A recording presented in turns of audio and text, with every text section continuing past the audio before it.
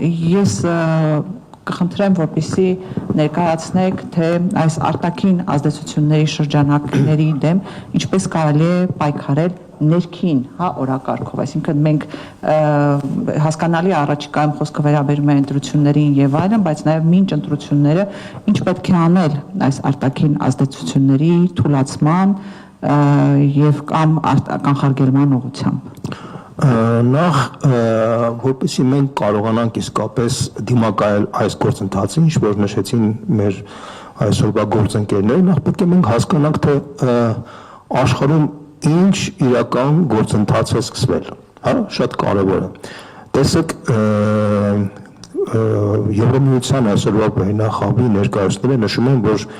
կա հիբրիդային պատերազմի վտանգ Հայաստանի նկատմամբ, ակնարկելով բնականաբար Ռուսաստանին,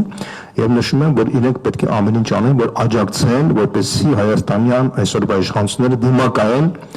այդ հիբրիդյան պատերազմին։ Ես հիմա մեջ բերեմ մի միտք, հետո կասեմ, թե այդ միտքը ով է ասել։ Ուրեմն այսօրվա եվրոպական վերնախավը հիբրիդային պատերազմ է սկսել աշխարհի բոլոր ժողովուրդների դեմ եւ փորձում է հրահրել երրորդ համաշխարհային պատերազմ, խոչընդոտում է ռուս-ուկրաինական պատերազմի կանգնեցմանը եւ ամեն ինչ անում է, որ այդ պատերազմը շարունակվի։ Ես ասեմ, թե ով է այս մտքի հեղինակը։ Այս մտքի հեղինակը Թուրքիի Գաբրտն է։ Միացյալ Նահանգներում գիտեք, որ կան տասնյակից ավել հետախուզական անվտանգային կառույցներ, ամենագլխավորը ՑՌ-ն է, եւ այդ բոլոր հետախուզական կառույցների համայնքի գործադիր տնօրենը Թուրքիի Գաբրտն է։ Թուրքիի Գաբրտը նա վերաբերում այս միտքը։ Նա դա հայտարարել է օրերս, հրամանելով այն մանին, որ բրիտանական Reuters գործակալությունը հայտարարեց, որ իրենք ունեն 6 հետախուզական աղբյուրներ, որոնք նշում են, որ Ռուսաստանը մտադիր է գրավել ոչ միայն ամբողջ Ուկրաինան, այլ նաև եվրոպական երկրների մի մասը։ Գաբրտը հայտարարեց, որ սա հիբրիդային պատերազմի արդյունք է, որի նպատակն է վախեցնել եվրոպական ժողովուրդներին, որպեսզի մեծացնել ռուսական վտանգի, այսպես ասած, գաղափարը, որպեսզի հնարավոր լինի շարունակել այս պատերազմը։ Այսինքն մենք կարող ենք արձանագրել, որ արևմուտքում ծնվում են նոր կենտրոններ, որոնք սկսում են պայքարել այսօրվա հին արևմտյան վերնախավերի դեմ, որը իսկապես ողջունելի է եւ հույս է ներշնչում, որ իսկապես աշխարհը կարող է խուսափել երրորդ համաշխարհային պատերազմից, որի առաջ կանգնած է այսօր, չնայած շատերը չեն գիտակցում։ Որտեղ է գտնվում այս համատեքստում Հայաստանը։ Հայաստանը մինչև 17 թվականը վարում էր բալանսավորված արտաքին քաղաքականություն, այսինքն ուներ ռազմավարական հարաբերություններ Ռուսաստանի հետ եւ միաժամանակ փող լրացնում էր այդ հարաբերությունները արևմտյան կենտրոնների հետ, այդ թվում նաեւ այլ երկրների, Չինաստան, Հնդկաստան եւ այլն։ Այդ քաղաքականության արդյունքում Հայաստանը կարողացել էր պահպանել իր անվտանգային համակարգը, տարածաշրջանում քիչ թե շատ կայուն իրավիճակ, մենք ունենք նաև երկրորդ հանրապետություն դեմս Լեռնային Ղարաբաղի հանրապետության։ Այսինքն կարելի ասել, որ անկախ նրանից, թե մենք ինչքանով ենք դժգոհ եղել ներքին կյանքից, բայց արտաքին կյանքում նախկին բոլոր երեք ղեկավարներն այս կամ այն ձևով նույն քաղաքականությունն են վարել, որը թույլ էր տվել, որ Հայաստանը կարողանար դիմակայել հնարավոր բոլոր պարլամենտների իր անվտանգության համար։ Ինչ որ կատարվեց 18 թվականից հետո, ես համաձայն եմ իմ գործընկերներից մեկի հետ, որ սա կարելի է ընդհանրել որպես աղետ, չնայած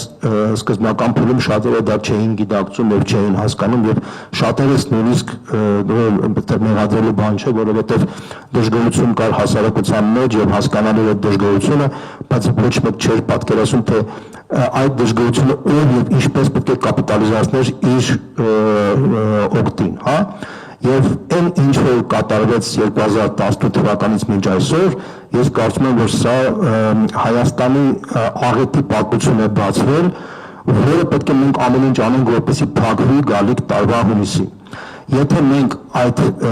աղետի պատմությունը չփակենք, ապա մենք կկորցնենք Հայաստանը։ Սա վերացակամպագորգոր ձևակերպում չէ, սա դառը իրականություն է եւ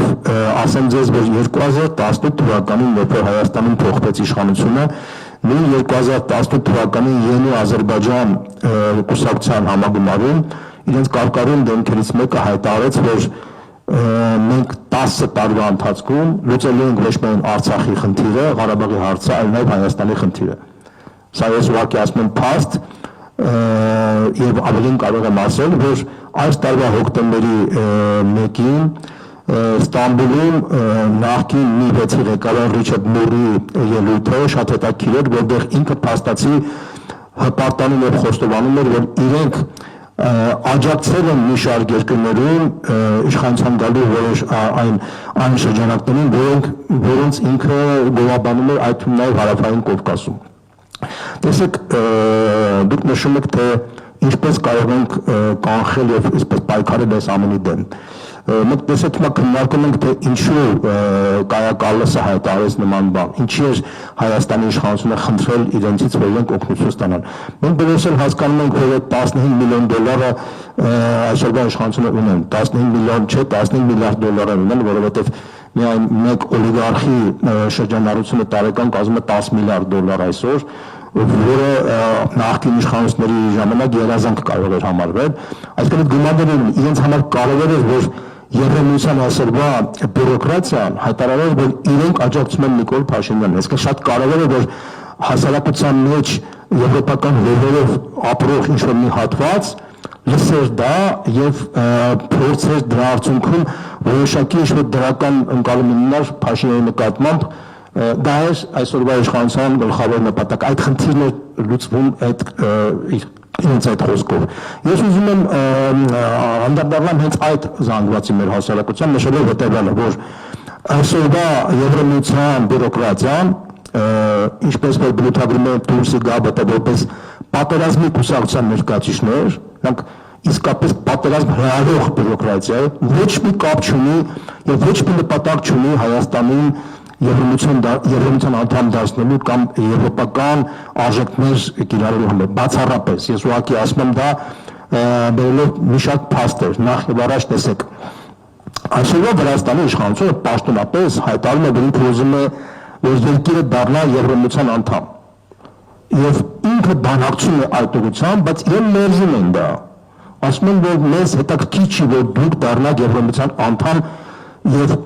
չունենաք վատ հարաբերություններ Ռուսաստանից։ Մեզ պետք է, որ բայն որպես առաջին պայման դուք պետք է չհայտարարես պատերազմ հայտարարեք Ռուսաստանում, որպեսզի դա այն գինն է, որի արդյունքում մենք ձեզ կընդունենք որպես Եվրամիության անդամ։ Ուշադրություն լսեք։ Պաշտոնապես Հայաստանը այսօր ՀԱՊԿ-ի եւ ԵԱՏՄ-ի անդամ է, եւ Փաշինյանն էլ Մոսկվայից Բրյուսել կամ Փարիզ տրանզիտներով շարժվում է, բայց այսօրվա Եվրամիության բյուրոկրատիան խիստ բացասական է տրամադրված այսօրվա Վրաստանի իշխանության նկատմամբ, որը պաշտոնապես հայտարարում է, որ ինքը ուզում է դառնալ Եվրամիության անդամ եւ չունի հարաբերություն Ռուսաստանի հետ, եւ խիստ դրական է տրամադրված Հայաստանի իշխանությունների նկատմամբ, որոնք ֆորմալ են ասում նույնիսկ ՀԱՏՄ-ից եւ ՀԱՊԿ-ից դուրս չեն եկել։ Դա ինչ է նշանակում, որ այսօրվա Եվրամիության համար Հայաստանը պետք է ոչ թե Եվրամիության անդամ դառնա, այլ Հայաստանը պետք է մանրադրամ դառնա Ռուսաստանի դեմ պատերազմում։ Իրենց համար Հայաստանը մանրադրամի դերի մեջ է իրենց համար կարևոր։ Այն ինչ որ հրաժարվեց Վրաստանը, իրենք ուզում են, որ դա կատարի Հայաստանը։ Սա է իրենց գլխավոր խնդիրը։ Իրենք չունեն խնդիր հայ ժողովրդին, այսպես ասած, մոտեցնել եվրոպական արժեքներին կամ Եվրամիության անդամ դառնալու գործընթաց սկսել։ Իրենք այդպիսի խնդիր չունեն։ Իրենց համար հետևյալն է, իրենք էկզիստենցիալ պատերազմի մեջ են գտնվում Ռուսաստանի հետ։ Իրենք համարում են, որ Ռուսաստանը եթե հաղթի, իրենց համար դա կլինի կործանում, եւ իրենք աշխարհի բոլոր տեղերում փորձում են մոբիլիզացնել, այսպես ասած, այդ հակառուսական դաշինքի տրամաբանության մեջ, որտեղ Փաշինյանը իր անձնական շահերի համար համաձայնել է դրա մեջ դիմելու։ Հասկանում եք, սա է խնդիրը, այսինքն այսօրվա Հայաստանի իշխանության թիվ 1 խնդիրը վերարտադրվելն է, որտեղ իրենք ունեն անասնական վախ, որ եթե հանգարց չվերարտադրվեն, իրենք կարող են կանգնել պատասխանատվության առջև։ Դրա համար իրենք պատրաստ են բոլորից խնդրել աջակցություն։ Իրենք խնդրում են աջակցություն Եվրոմիության այսօր բյուրոկրատիայից, իրենք ուղղակի աղաչում են աջակցություն Թուրքիայից եւ չի բացառում որ Թուրքիան գալիք տարվա սկզբում կարող է մասնակի կամ ամբողջական ունի սահման բացել։ Իրենք ուղղակի աղերսում են որպեսզի իրենց աջակցի Իլհամ Ալիևը եւ այս բենզին ներկրելու, ցորեն ներկրելու վաղը փտած պոմիդորներ կարող են ներկրել, որովհետեւ ես ուղղակի ինֆորմացիա ասեմ, որ Ադրբեջանի այդ ռուս-ադրբեջանական հարաբերությունների վատթարացման արդյունքում ադրբեջանական պոմիդորները փտում են իրենց դաշտում եւ իրենք փորձեցին դիվերսիֆիկացնել, Ռուսաստանը փակել է ճանապարհը, իրենք փորձեցին վաճառել այդ պոմիդորները եվրոպական երկրներում չստացվեց բնականաբար, Միացյալ Նահանգներում չստացվեց, իրանք հույս ունեն որ իրենց ռազմավարական դաշնակից Իսրայելը կբացի այդ ճանապարհը, բացեց այդ ճանապարհը բավականին լուրջ քանակի պոմիդորներ իրանք ուղարկեցին Իսրայել, բայց պարզվեց որ Իսրայելի պատկանմանները պարզեցին որ դա շատ վատ մակարդակի պոմիդորներ, լոլիկներ են եւ փակեցին այդ ճանապարհը եւ փաստացի կայացել այդ փտած պոմիդորների իրացման խնդիր կա եւ ես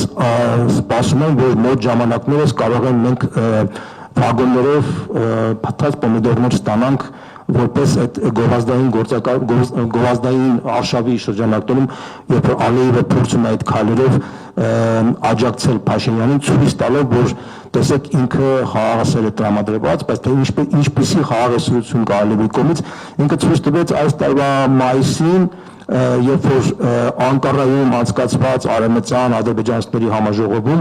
հայտարարեց որ առանց ադրբեջանցիների վերադարձ Հայաստան տարածաշրջանում խաղաղություն չի լինելու։ Սա իրականությունը սա է։ Այսինքն մենք ինչ պետք է անենք։ Մենք կարծում եմ որ բոլոր քաղաքական ուժերը նախ պետք է իրենք այլընտրանքային առաջարկներով հանդես գան։ Տեսեք, բայց այդ այլընտրանքային առաջարկները այնուամենայնիվ ես կարծում եմ որ պետք է ինչ-որ տրամաբանության շրջանակներում լինեն, որովհետև եւ հաշվի առնեն այն հանգամանքը, որ այսօրվա իշխանությունը փորձելու է այն թեզով հանդես գալ, որ եթե ինքը չվերարտադրվի, ապա կլինի Հայաստանում նոր պատերազմ։ Դա շատ կարևոր խնդիր է, որ մենք պետք է հանդես գանք հետեւյալ ճանապարհով, որ կա երկու ճանապարհ՝ խաղաղությունով գնալ դեպի գերեզման եւ խաղաղությունով գնալ դեպի բարգավաճում։ Այսինքն այդ երկու ճանապարհի երկու այլընտրանք պետք է կա Հայաստանի առջև։ Երբ 26 թվականին հայ ժողովուրդը պետք է ընտրի կամ խաղաղությունով գնա դեպի գերեզման, ինչպես որ ճանապարհով գնաց Արցախը, Արևմտյան Հայաստանը, կամ Հայաստանը խաղաղությունով պետք է գնա դեպի բարգավաճում, ինչպես որ մենք կարող ենք իսկապես նոր էջ բացել, եւ այդ նոր էջով իսկապես նախկին սխալները թույլ չտալով իսկապես նոր որակի Հայաստան կառուցել։ Տեսեք, օրինակ Արցախում հիմա պատերազմ չկա, չէ՞, կռիվ չկա, խաղաղություն է, որտեղ հայ չկա։ Արևմտյան Հայաստանում էլ խաղաղություն է, հայ չկա։ Հիմա ադրբեջանցիները ասում են հիմա Հայաստանում էլ մենք այդպիսի խաղաղություն ենք ուզում, որ ընդհանրապես արևմտյան Ադրբեջան ձևավորվի։ Ըստ էության կարելի ասել, որ Փաշինյանը հաշվանելով այն հանգամանքը, որ հայտնվել է ծուղակում, այսինքն ինքը ունի անասնական վախ, որ եթե հանգարց չվերընտրվի կարող է պատասխանատվության ենթարկվի, դրանից ինքը վախեցած է եւ ինքը ամեն գնով ուզում է բոլորից աղերսել այդ աջակցությունը եւ փաստացի կորցրել է իրեն եւ այնպիսի քայլեր է անում եւ այնպիսի աջակցություն է խնդրում Ադրբեջանից եւ Թուրքիայից, որը կարծում եմ որ նույնիսկ իր կողմնակիցներն են ապշած եւ զարմացած, որովհետեւ նման աներևակայելի քայլերը որ մենք տեսնում ենք եւ պարզ պրիմիտիվ եւ պոպուլիստական, ասենք, չգիտեմ, բենզինի ներմուծում կամ ցորենի ներմուծում կամ չգիտեմ դեմարշնիսպիսի քայլեր, ուղղակի ես կարծում եմ որ իրենք ուղղակի կորցրել են ազդեցությունը եւ հասարակական ռեակցիան չեն տիրապետում, մտածում եմ որ մարդիկ այնքան անգիտագից են մնացել, որ չեն հասկանում, որ դա խաղաղության հետ որևէ կապ չունի։ Բայց մեր շփումները ցույց են տալիս, որ այնուամենայնիվ ժողովուրդը ուզում է հստակ, ոչ թե վերացական լողոզված, այլ կոնկրետ առարկայական այլընտրանքներ, թե ինչպես է ինքը տեսնում այլընտրանք Հայաստանի դեպի բարգավաճման գնացող խաղաղ Հայաստանի ապագան։ Տեսեք, օրինակ մենք ունենք մեր ծրագրերը Մայր Հայաստան, ես նկատում եմ առաջարկ Հայաստան նախաձեռնություն կա, որ շատ հետաքրքիր նախաձեռնություններով է հանդես գալիս եւ կուզեի որ օրինակ այդ ծրագրի շրջանակներում շատերը փորձեն իրենց տեսակետները ներկայացնեն, եւ ես կարծում եմ, որ այդ այսպես ասած ուղեղային գրոյի արդյունքում մենք կարող ենք իսկապես ստանալ լուրջ մակարդակի առաջարկներ, որովհետեւ Հայաստանի զարգացման համար ոչ մի օբյեկտիվ խոչընդոտ չկա։ Այսինքն Հայաստանը մենք այն վիճակի մեջ չենք, ինչպեսին որ ասենք օրինակ 1915 թվականին Արևմտյան Հայաստանն էր կամ այսօրվա Արցախը այս իշխանության քայլերի արդյունքում բոլոր օբյեկտիվ պայմանները կան, որ Հայաստանը զարգանա եւ մենք իսկապես լուրջ դաշնակիցներ կարող ենք ունենալ իդեմս այսօրվա Ռուսաստանի, իդեմս այսօրվա Միացյալ Նահանգների նախագահի վարչակազմի, որի գաղափարական արժեքային համակարգը շատ հոգեհարազատ է նաեւ մեր արժեքային համակարգին, որտեղ այն պատկերացումները, որ իրենք ունեն, շատ նման են եւ շատ կարևոր են, որտեղ իսկապես արևմուտքը փոխվում է եւ լավ իմաստով է փոխվում եւ այն արևմտյան նոր արժեքները կամ հին արժեքները, որ գալիս են առաջ, կարծում եմ, որ պետք է մեզ ողջևորեն, որովհետեւ իսկապես վաղվա այն այսպես ասած աշխարհը, որտեղ իսկապես պետք է լինի խաղաղություն, իսկ ես հավատում եմ, որ մենք կարող ենք խուսափել այդ երրորդ համաշխարհային պատերազմից, որովհետեւ գլխավոր խաղացողները հասկացել են, որ չի կարելի անել այն, ինչ որ այսօրվա ավանցուլիստական վերնախավն է առաջարկում Եվրոպայի, որի պատճառով փաստացի ուկրաինական ժողովուրդը հայտնվել է ողբերգական վիճակի մեջ եւ իրենք հասկանում են, որ եթե պատերազմը կանգնի, իրենք պատասխանատվության են ենթարկվելու իրենց ժողովուրդների կողմից 240 միլիարդ եվրո փող են տվել ուկրաինացիներին, որպեսզի Ռուսաստանը պարտվի եւ չի պարտվում։ Ժողովուրդները հարց են տալու, պարոն Մակրոն, պարոն Մերս, պարոն Ստարմեր, այդ փողերը, որ դուք մեզանից վերցրել եք, տարել եք, հիմա փաստացի ստացվում է, որ Ուկրաինան հանձնել է 20% տարածքի։ Բայց ինչի համար ենք մենք փողերը տվել։ Իրանք այդ պատասխանատվությունից վախեցած են, խուսափում են, դա համար իրանք շահավետ չէ այդ պատերազմի կանգնեցումը։ Իրանք պետք է շարունակեն այդ պատերազմը, որպեսզի այդ պատասխանատվությունը չլինի։ Եթե պատերազմը շարունակվում է, ուրեմն պատասխանատվության խնդիր չի։ Տեսեք, հիմա Զելենսկին ասում է, քանի պատերազմ պես ինչպիսի ընտրություններ անցկացնեմ։ Սա է խնդիրը։ Հիմա երազեր, ասենք, այսօրվա Հայաստանի իշխանությունը, որ մեր մոտ էլ այսպիսի պատերազմներ, իրանք էլ չկարանային անցկացնել ընտրություններ։ Ու իրանք ես չեմ բացառում, որ այդպիսի իրավիճակ կարող են ստեղծել։ Մենք պետք է պատրաստ լինենք բոլոր սցենարներին, A, B, C, չգիտեմ, որտեղ բոլոր սցենարները հնարավոր են։ Դա շատ կարևոր է, որ մենք, որտեղ մեր համար սա գործընկերներից մեկը ասես քաղաքակրթական ընտրություն պետք է լինի։ Ես կարծում եմ, որ դա գոյաբանական ընտրություն պետք է լինի։ Լինել չլինելու ընտրություն է սա լինելու, ոչ թե միայն քաղաքակրթական։ Սա է խնդիրը։